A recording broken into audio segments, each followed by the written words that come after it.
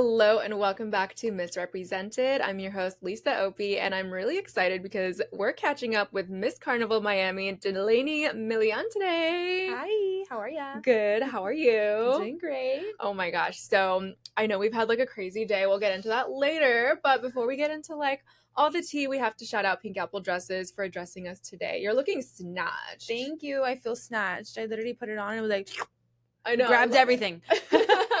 We love PinkApple. I'm like going for a casual vibe today, a little baggier, Mm-hmm. long sleeves because I forgot to spray tan. Comfy cute. It's Yeah. okay. A little splotchy in between. Definitely splotchy. And I was like, either body makeup or just put on long sleeves. Long sleeves. It's easy. Exactly. So we love PinkApple. Okay, so I want to catch up on Miss Carnival Miami. Like, I'm so excited. But before we get into that, I do want to talk about like how amazingly smart you are.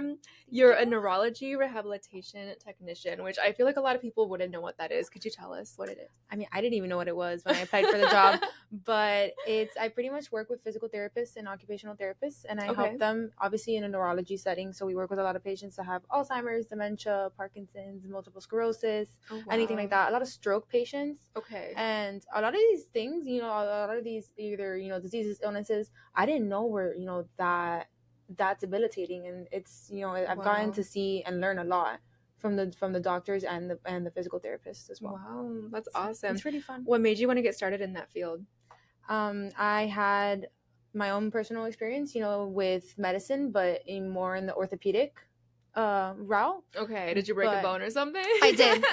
I broke my knee. I had full patella reconstruction, that whole shebang. Oh my gosh. And that pushed me to want, a career in orthopedic medicine. And when I was originally looking for jobs, I wanted the same, rehab technician position, but in an orthopedic an orthopedic like center, and they didn't have any. And the one that was going to hire me was a little too far. So I was like, you know what, I'll settle for neurology. And I actually really like it. Like I always said, the last thing that I would do in medical school would be become a neurologist. And like, I really like it. It's nice. It's a lot more intricate than I thought. Ortho is like messy and bloody and just like out there. And it's pretty much like the mechanics of the medical world. Okay. And the neurology is very like I think of neurologists like classical music. Oh my god! It's very like everything has to be in its place. Like it's very here. Yes, exactly. Like it has to be perfection. If not, it's not gonna go well. Oh my god! Ortho is like the complete opposite. No, it still has to be perfect, right? Well, no, they make up their own fixes sometimes. Oh my god! Like my surgeon when he did my knee, he was like, I couldn't find another piece of your bone because my patella broke into 8 pieces. And he found 6 and was able to rebuild it with 6 pieces of bone and 2 pieces of like whatever biodegradable metal he had. Yeah. And he's like, oh, and I put biodegradable in there because you're young and I don't have to go back in and I don't have to take out, bolts and plates and screws. I was like, well, thank you. That was very kind of you. Thank you. But it's definitely a lot. You can get away with more. Got it. Like, obviously fields like neurology and cardio, you have to be, it's perfect. You're going into like veins. Exactly. And like it's a lot smaller parts of the body that you're working with. Okay. Obviously you can be a lot more aggressive with a leg than you can be with a heart. You know, you can't just grab the heart and just the leg will throw be fine. Yeah. Like you can literally grab a person's leg and like throw it over your shoulder and be like, okay. And the instruments are literally hammers and like screwdrivers and different things like that. And for cardio, it's like these little tiny needles and these tiny little, everything's small and dainty. Oh my gosh. Wow. So it's cool to see the comparison between all the fields. And you went to Florida International University with a bachelor's in biological sciences. You already graduated, right? Mm-hmm. Yeah, Bachelor of Science in Biological Sciences. Do you feel like college prepared you for what you're doing now? It did, but this was an entry-level position. Like you could have done it without a degree. This is just more...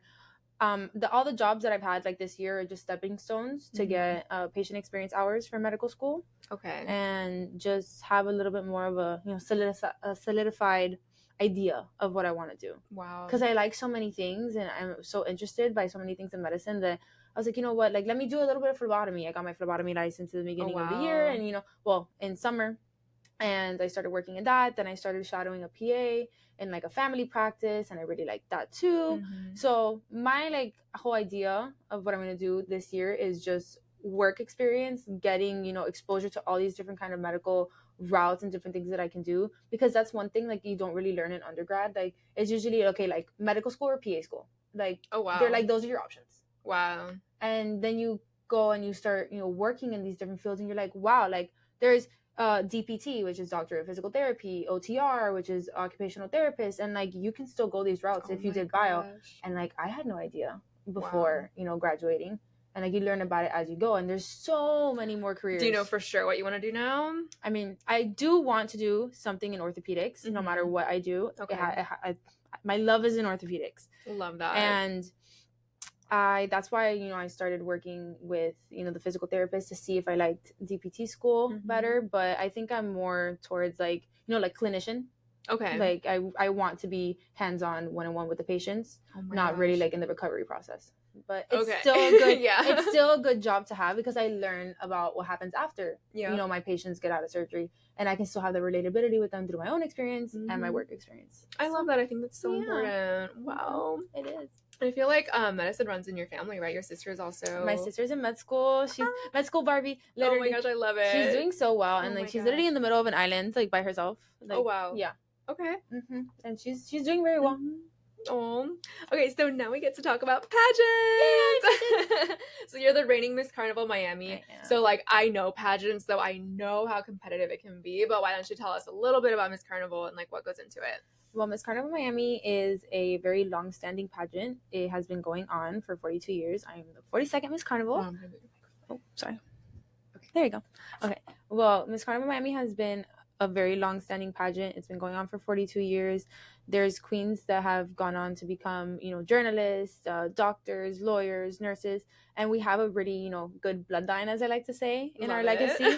It's, they always tend to pick somebody that is very personable, very out there. It's usually the girl that's a little rough around the edges, but like she knows when to be professional, and she knows when to be funny and charismatic and out there. And like everybody always says that all the Miss Carnivals have like very similar personalities, and like, I agree with that 100%. When they added me to the group chat, like all of them were like, oh my god, we knew it was you, girl. Like from the second that you walked out, like you just had that spark. I was like, oh, thank you guys. Oh, they have a type for sure. They definitely do. And I love that type. They love the out there. They want you to be out there. They want you to, show off your Latina self, your Latina side, obviously, and really be true to yourself. Like that's the one thing that they kept on telling us. Like, don't try to be the girl next to you, because you're not going to do it as good as her. You're never going to be, if you're trying to compare yourself to somebody and be them, then you're never going to be as good as them, because you're trying to be them. So just be yourself, be comfortable in your own skin. And like that was the best advice that I got all throughout the pageant.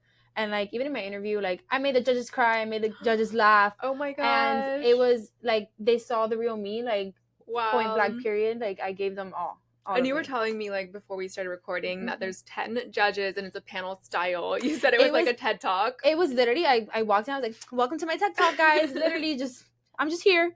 And oh my gosh, that's a full audience. It really wasn't. No, and there was other people on the sides that weren't judged. Yeah, they were just part of the organization, or like some of the Cubanis just chilling. And I'm over here having a heart attack. Oh my god, I would have a heart attack. And I walked in. No, thank God they kind of broke the ice when I walked in. Good. They were like, "You look fierce." I was like, "Yes, this is Fernando Mon. Thank you."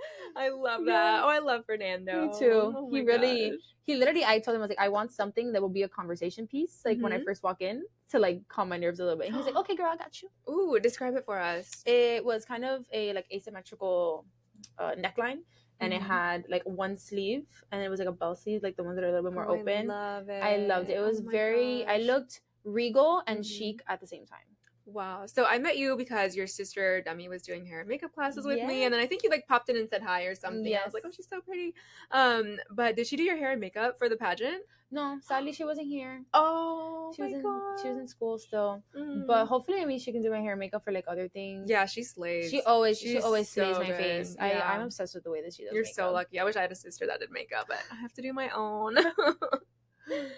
So when did you start doing pageants? Well, I started when I got my injury. I was around like 15 years old, and I couldn't dance anymore, so I needed like an outlet to put my energy and all the charisma I have. So I needed something. Like school and cheerleading it wasn't enough.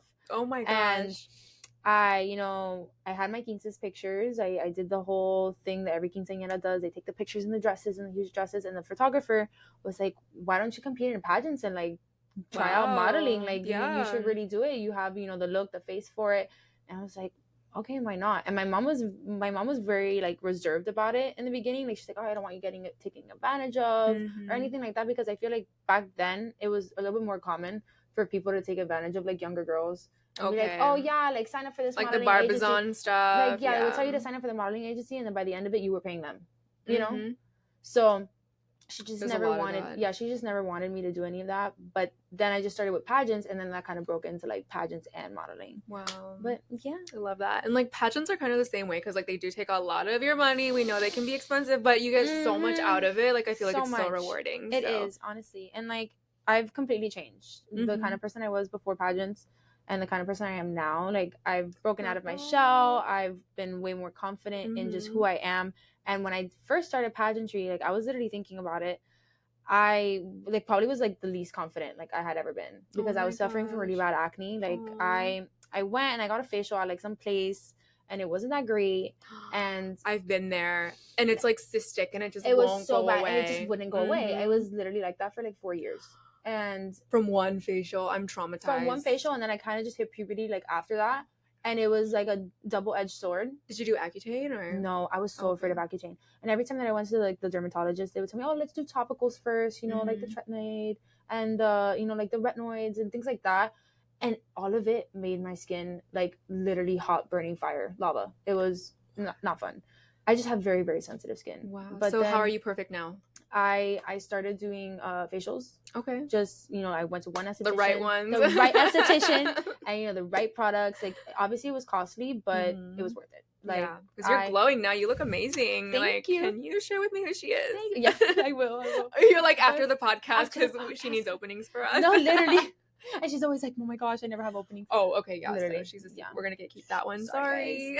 But definitely, you know, it was something that it brought me out of my shell. It made me want to continue competing, because I was always afraid, like, oh my god, they're gonna complain about my acne, like nobody's gonna like want me to win because of my acne. And then like I won my first pageant. I was like, oh, okay, congratulations. I was like, yay. And I was really excited about it, and that just like pushed me to keep going. And then I think I did like 3 local pageants, and then I went to Florida Teen, and I didn't make semifinals, but I got first, not first, what is it called? Like the best like swimwear gown interview. I got the swimwear and the gown award for non finalists. Okay, wow, that's amazing. And I was like, oh wow, okay, wow. I like this. Yeah, it was really, really fun. And speaking of swimsuit, I feel like you took a hiatus and then you came back to like, you know, get used to pageants again. So you did Miss Vizcaya Swimwear, which is like the iconic Miami Swim Week event. What was that like? It was so much fun, and like not competing in a pageant since like 2017 and then going to Vizcaya, I feel like it was a perfect just environment, people, everything to be in, like if you hadn't competed in a pageant in a while. Yeah, because it's so fun. There's no pressure. Exactly. There's not that much pressure, you know, like everybody's nice. Everybody wants to help you like succeed. The team, everything's about you. You know, I love it. It's about all the girls and just making them feel comfortable. And you're in Miami, you know, like, yeah, and it's swim week. So exactly, and so many of the girls like were from out of state. I didn't think that there would be so many. Yeah, and they would ask me, they're like, Delaney, like you're from here, like what did we do? Like what should we do? Where do we go out? Like, hey guys, I live under a rock. I don't do anything. No, same. I don't even know like what's the cool club to go to. I don't know. The last club I went to was probably like Backdoor Monkey or something. I don't even know. And that's like a restaurant. Exactly, it's like a restaurant / club. I know what Vendome is because we went there, and then I saw the TikTok. Did you see the TikTok with Sulu Papi? I have to share with you later. But Vendome is canceled, and I back that up 100% because I do not like. Wait, was Vendome the second one that we went to? It was the one that was more like a club. That's all I know. The one that had the burlesque. No, that was just dinner. That was meant. Yeah. Oh, okay. Yeah, that one was just dinner and a show.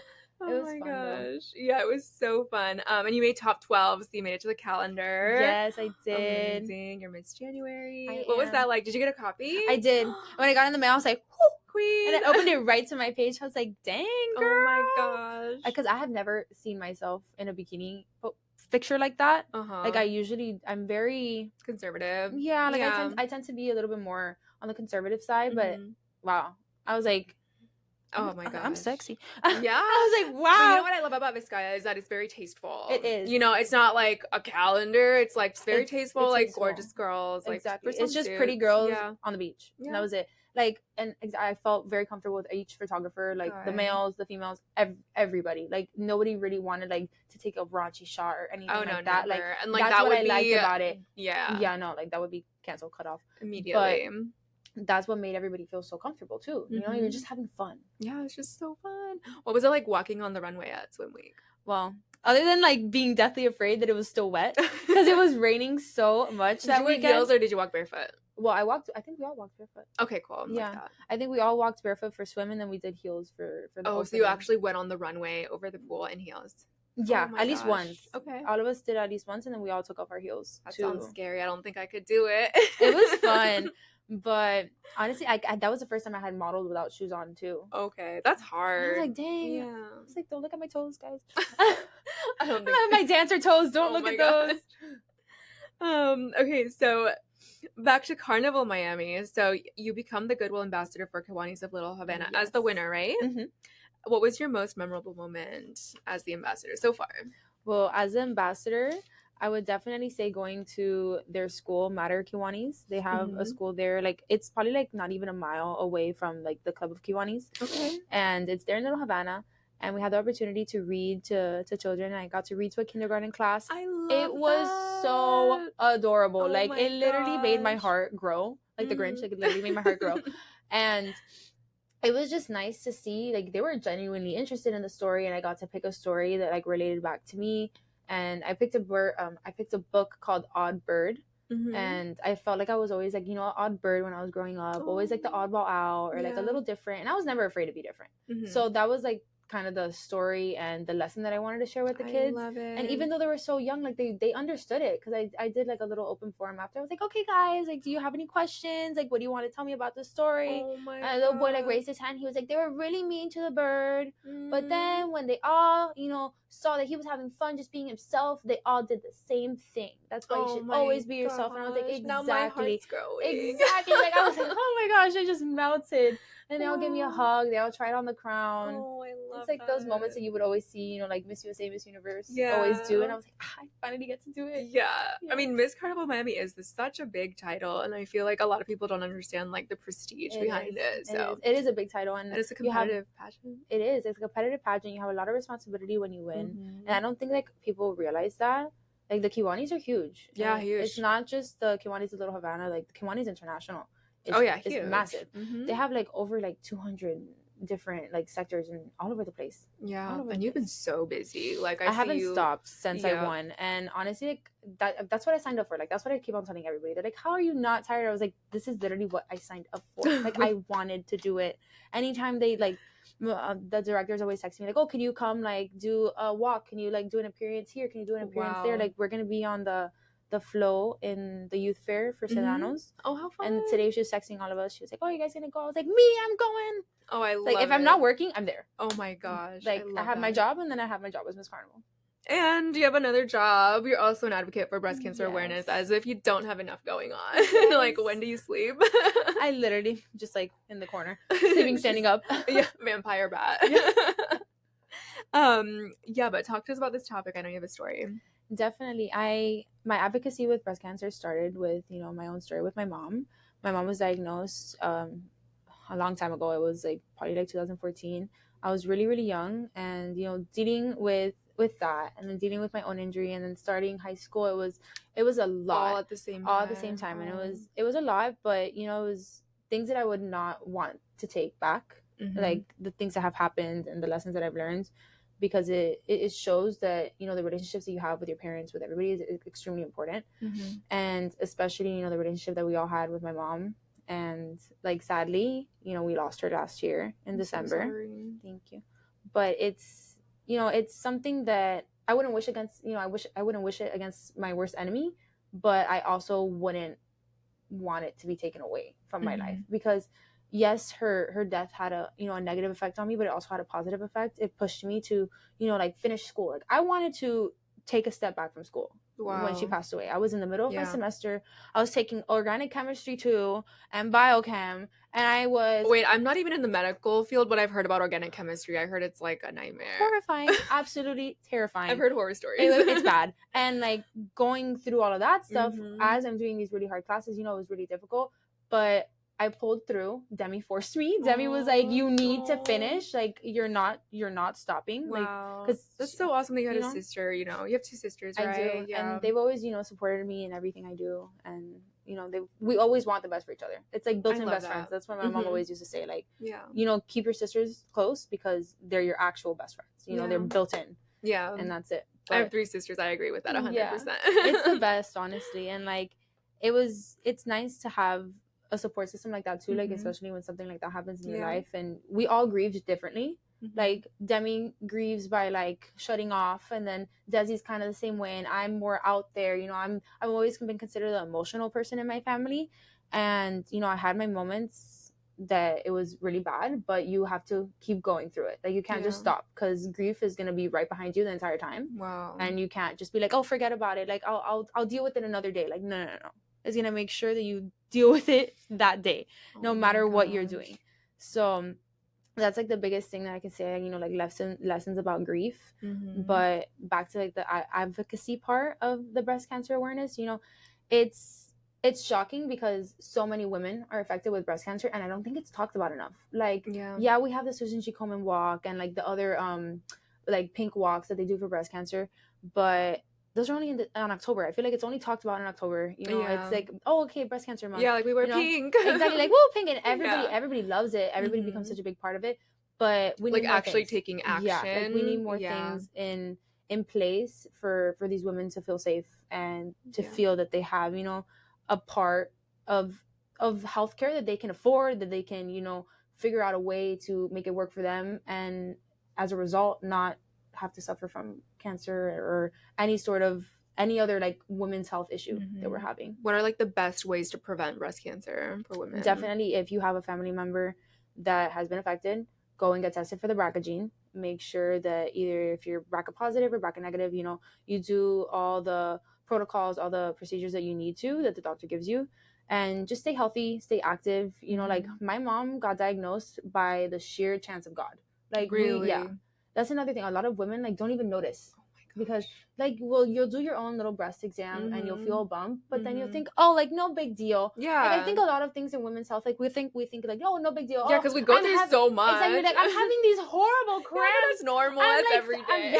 Like, we'll be thrown over our beds, like ailing in pain, and that's just the history, it's like just how people have always treated women's health issues. But the biggest thing is be vigilant of your own body, your symptoms, how you're feeling, anything that throws you off. Like, my mom, we were in the middle of Panama, and we were staying in a house in the middle of like a farm in Panama. Oh my gosh. And we were going into the water. She got this metal canoe that she had found. And she's like, all right, guys, we're going to have so much fun. And the canoe, when we were in it, it flipped over. And it hit her, like, on the side of her breast. Okay. And then when we went back to the States, she's like, oh, you know what? It really hurts. It's really tender. Like, I think I'm going to go check it out. That canoe saved her life. Oh, for the the first portion. That's divine intervention. I just got goosebumps. Yeah. And then something similar happened to her friend. And that's how she found out, too. My mom was like, you better go get it checked out. Because it might not just be a bruise from the hit. Like, the same thing that happened to her. And it ended up being that she had breast cancer as well. Wow. You just have to be, vigilant, aware of your own body, and if your mom or your grandma or anybody else in your family has a history of like breast or ovarian cancer, because they're usually, grouped together. Yeah. Just go get tested, even if, because I think like to get a mammogram, you have to be at least like 40 or 45. Oh, you do? Yes. I didn't know that. That's kind of weird. Like, why is there an age limit for mammogram? That's weird. Because I'm like, people get them younger now. And I feel like younger people it's more common to get cancer now than it was before. Exactly. It's, all the food that we eat, all the things in the environment. Oh my gosh. And also the phones.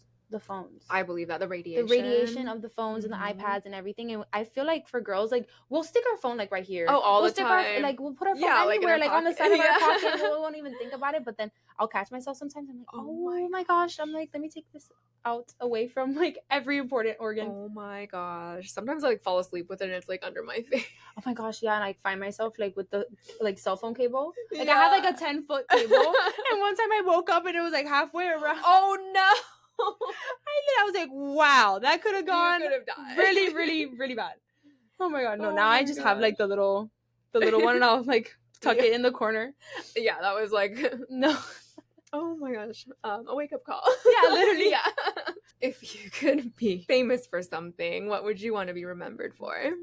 I would definitely want to be remembered for just being like a person of the people. Mm-hmm. You know, like a very, you know, Princess Diana, kind of like the Miss Universe that we have now, Shanice Palacios. Yeah. Like when she came to Miami, everybody was all for it. Like I saw a video that I think they got her like a mariachi band that was from Nicaragua, and they were doing a song and everything that was like, I guess, a native song to Nicaragua, and she grabbed like the guy's hat and put it on and started singing with them. Fun. Like that's how I would love to be remembered. Like oh my gosh. just the person that was real. Even though they gave you, you know, somebody gave you a platform, somebody gave you fame, just still be real and stay true to yourself. And stay true to yourself. Be funny. Like don't be afraid to be funny. Don't be afraid to be a little out there, a little wacky. Like I've always been like that all throughout my entire life, and like some people like it, some people don't, but like I like it. I love it. So I'm okay with it. But I would definitely just love to be remembered by like just the person that had like a big personality and a big heart. Yeah, and a big heart. I love that. The Supreme Court wants to ban TikTok in America. How do you feel about that? I don't know. I love TikTok. I love TikTok. It's a good, you know, it's a 50-50 platform. As I like to say, it's 50% like good things, 50% not so good things. And, you know, it's just all about how you control it. Obviously, you know, like what you watch is what's going to reappear on your feed. And like for the younger people, I think that there should be at least like an age band, honestly. Or like a TikTok kids app and just keep it for kids. Keep it like half and half, like for the kids. Because not that like the content that I get as an adult would be, you know, not appropriate for them, but it's not, you know, it's not on the same level. Like it's not something that they would need to learn about or know or like even have to understand. So I feel like other than just the issues that they're having with TikTok and why they want to remove it, I don't think they should.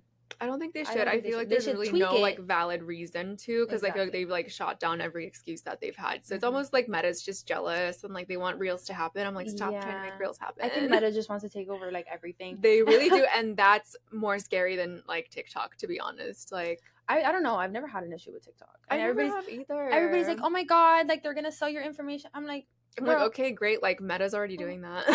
I look up my name and I found my address the other day. I was like, oh, that's scary. Well, it's already out there. Oh my gosh. I don't really have that much to give, guys. Yeah. Like, you can take it. Oh my gosh. Okay, I think I'm going to edit that out because now the listeners can look up your name and oh find god, never mind. Never mind. Delete that part. Just kidding. So you want to pursue a career in the field of orthopedics, specializing in sports medicine injuries. What are some other like career and personal goals that you have? Well, obviously the biggest one is orthopedics, but another big just life ambition would to either start a nonprofit or just become part of a nonprofit. So I could join the Kiwanis of Little Havana when I turn 25, but I do have to wait a little bit. And I just want to do something in my life that it's gonna sound so like cookie cutter, but I want to do something in my life that makes an impact, and like when I'm gone, I have a legacy. I love that. And you know, I want it to be about children's education, and because I've had my own struggles with my education, like I did it, but it was hard. You know, I grew up struggling with dyslexia, and then you know having to go to different programs to be able to get to the same level as my peers, and that's something that I would love to, you know, spread and show to children around the world that like you can do anything you put your mind to. Like you just have to be confident enough in yourself to be like, okay, wake up, get to work, sit down, do it, and that's it. Like don't whine about it, and like look at you now. Yeah, like you can cry about it later. Yeah. Once you get it done, you can cry about it. So that's like the biggest motto and everything. That. Wow. Okay, so this is my favorite part of the show. It's the this or that portion. This or that. Yes, so the first one is dancing or singing. I like both, but definitely my heart for dance. Love. She's a Latina. Yes, I am. A little salsa, a little merengue, reggaeton. I love it. You know, high table or low table? Definitely low table, like booth vibes. Same, I'm a booth girly. The tall tables get me sometimes. Like sometimes it'll be fine, and then sometimes they have you in a stool that is so ginormous that your little feet are hanging. I know they're swinging, and then they don't have anything to put your feet on. And I'm like 5'8", so like I'm pretty tall. Oh yeah, like I don't know how tall they want me to be in this stool. No, literally when I'm at the restaurant and they're like, okay, we have like a high top available now, or do you want to wait 20 minutes for a normal? I'm like, I'll wait 20 minutes. I'll wait an hour. Like I'd rather sit. Yeah, I'd rather sit in like a bar, like the bar high top than an actual high top table by the bar. 100%. Like, I don't know why. Yeah, those are just awkward. Yeah, awkward vibe. I don't know. It's like an afterthought. And I feel like everybody's looking at you. Yeah, because you're like exposed. Yeah, like you're out there. Exactly. It's usually just you and 2 people, so it's just you're just there. Yeah. No, thank you. Rain or snow? Snow. Same. Snow, but I hate the cold. Yeah. I know what you mean. Yeah. But I like cold weather fashion. I love like dressing up and the cute stuff, but I'll take my picture and then run back inside. Yes, exactly. And I feel like, I don't know, there's like some states that they all have like the cold weather, but there's some that are colder than others. Like North Carolina, when it gets cold, I don't think it's that cold. Okay. Unless it's like snowing. Like when the snowing it snows in North Carolina? Sometimes. Like this year, I don't think it did. But usually, like, I was there for my cousin's wedding in November of last year, and during the day it was beautiful. It was like 78, like super, super nice weather.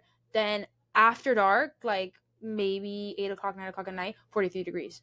But it was like a decent 43 degrees. Like, I was in a dress and cowboy boots. But that's like a drastic change. It was a drastic change, but I didn't find it to be like get to your bones cold. Like, I hate that kind of cold. Yeah, maybe like it's like the humidity or something. I don't know. We were like in the middle of the forest. Maybe it was like all the trees. All the trees, something. All the extra oxygen. I don't know. We're just girls. We can't figure that out. Just kidding. Country or pop music? I like country. I do like pop. I'm surprised to hear that though. I've always been a little country girl ever since high school. Like, I've always listened to more country music than anything. But, you know, now being Miss Carnival Miami, I have been listening to a lot more Spanish music.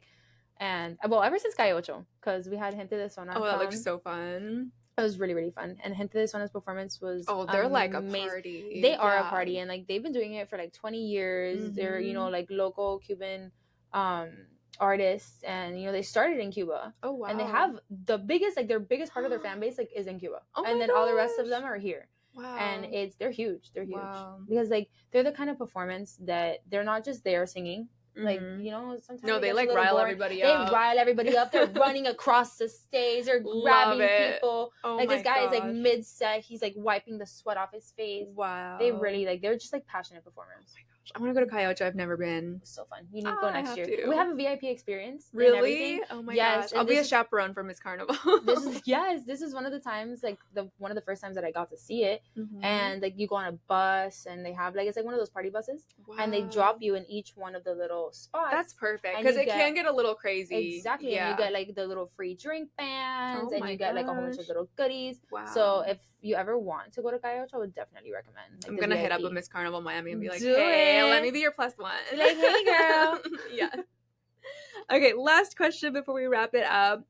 Since you're a swimsuit model now, do you like a 1-piece or 2-piece swimwear? I love a good 2-piece. Love it. But like nothing wrong with a 1-piece. If it's, I usually feel like the higher cut ones look better on me. Yeah. Because then it just, you know, elongates my legs and everything.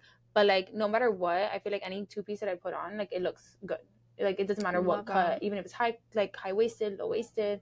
I enjoy the 2-piece. You know, we work hard. We work hard for our bodies. Yeah. Like, show them off. Girl. No, you look amazing. Thank you. Yes. Okay, so we are done. But before I sign off, I just want to ask you where we can follow you on social media. Well, my Instagram is Delaney.Milian. And then I don't really use Facebook or anything else. Yeah, I don't know what that is. Yeah. Sorry, guys. Like, only my family uses Facebook. And they're like, ay, tita, like, I know, but where it's like, are you? Yeah, it's like my mom and my grandma, you know. Yeah, like, we just post for the family on Facebook. Yeah, the wholesome thing. But yeah. What about TikTok? TikTok, I think it's DEE07, something like that. Or if you type in Delaney Milian, or you can find me on the Miss Carnival TikTok that. too. Oh my gosh, I love that they have a TikTok. Yes, that's so fun. Miss Carnival Miami _. Awesome. Well, thank you so much for coming on. I had so much fun. Thank you for having me, Lisa.